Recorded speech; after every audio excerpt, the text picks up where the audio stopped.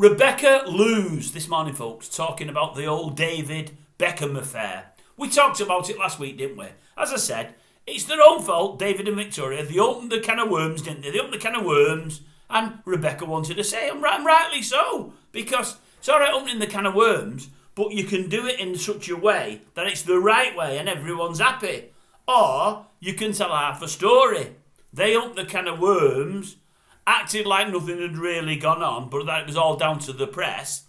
And old David never had the gumption, the guts to say, well, yeah, we did have a dalliance, we shouldn't have done, and I regret it, but we've moved on and we're still together. That could have happened. Old Victoria there could have said, well, yeah, he did it, and I was upset. I was close to leaving at one time, but we've stayed together, we've had the kids, blah, blah, blah, blah, blah. No, it never happened. And it made Rebecca look like something of a liar, really, And it got all press on her and all social media on her, which she didn't want. She's got a nice, quiet life now. Is it in Norway with, I think, an husband and a couple of kids? Everything's going nice and bonny. She's left it behind. She's fine.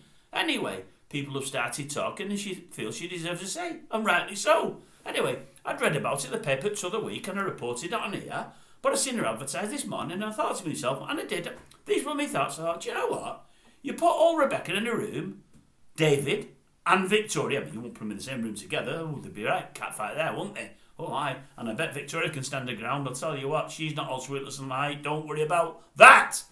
But no, I thought to myself, I'd like to have an hour with David Beckham, more for the football stories than anything else. He'd have loads to tell me. I'm a United fan, ex-United player. He'd have lots of stories.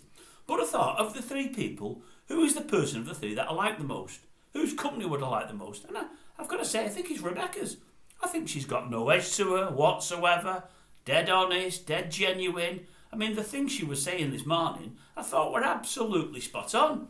There's no nastiness there. There was no ulterior motive. There wasn't a case of wanting to be nasty towards Bex or old Posh, none of that. And she was saying things like, well, yeah, I can see their point with this and their point with that. I can see their point bringing it to Netflix as they have.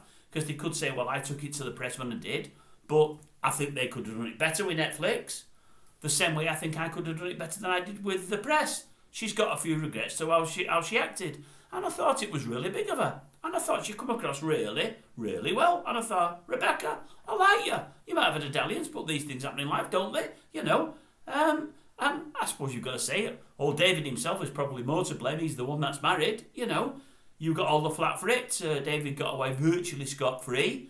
And no, I thought you come across really, really well. And I liked all you had to say. If you've not seen it, folks, I think it was on, is it GMB this morning?